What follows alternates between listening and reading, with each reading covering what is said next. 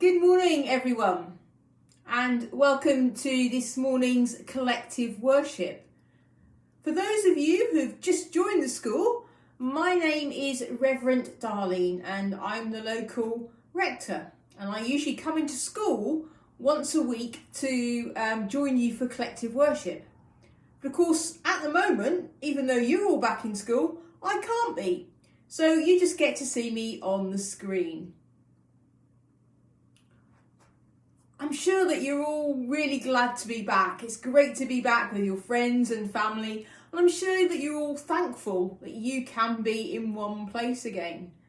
And that's a good cue for me, because this term I know that you are thinking about what it means to be thankful or thankfulness. And I wonder how many people have actually said thank you to someone this morning. You see, it's really hard not to say thank you, isn't it? Because we do it automatically, and sometimes we do it without thinking. We just say thank you, or thank you for doing that, or thank you, that was very kind. It just sort of comes out, doesn't it? And what do we say when somebody says thank you to us? We say, you're welcome. Because saying thank you to someone or thank you for something is usually because we appreciate and like what that person has done for us. But I wonder, are there some times when we forget to say thank you? Sometimes when we just take people for granted, like our mums and dads maybe, even our teachers and our friends. They do things for us so often that we forget that we need to be thankful for it. We forget to say thank you, to show that we really like what they've done for us. I'm sure perhaps you could even think of some times this morning when you've forgotten to say thank you. What about when Mum dropped you off at school this morning?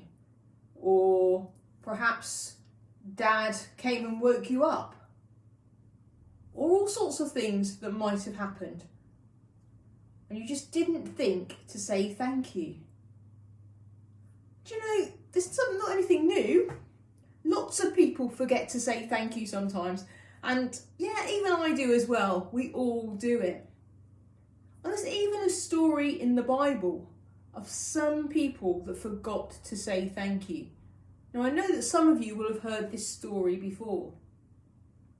Jesus and his disciples were out for a walk.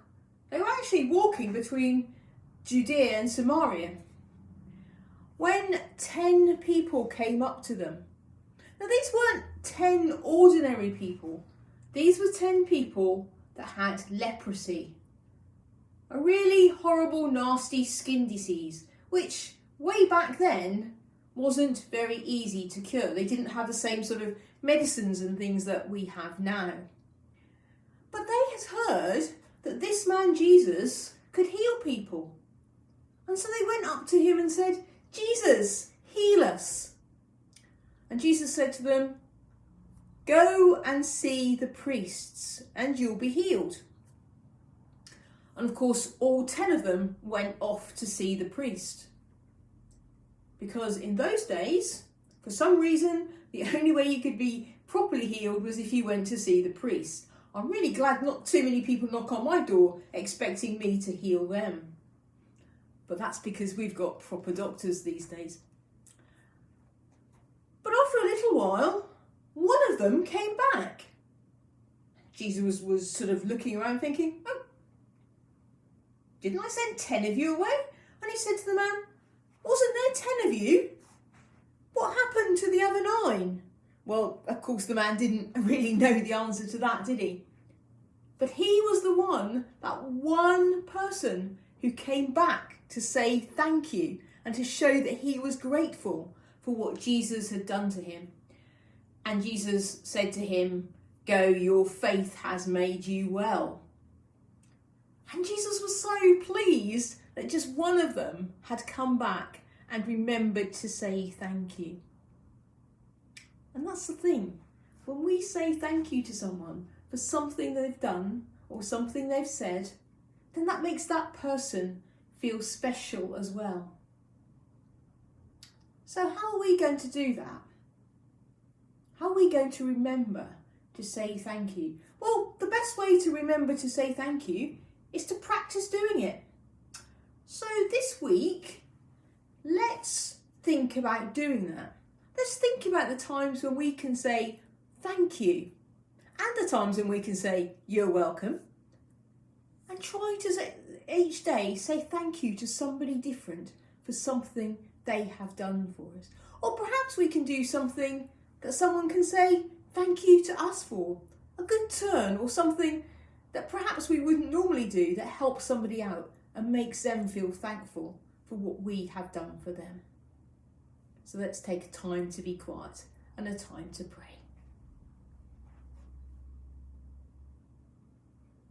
Dear God, thank you for all the things you have done for us. Help us to remember to say thankful and to be grateful, not just for the things that you have done, but the things that everybody else does for us.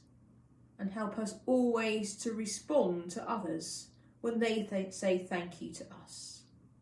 Amen. So that's it. That's the challenge for next week. Find a lot more opportunities to say thank you. And until next week, bye for now.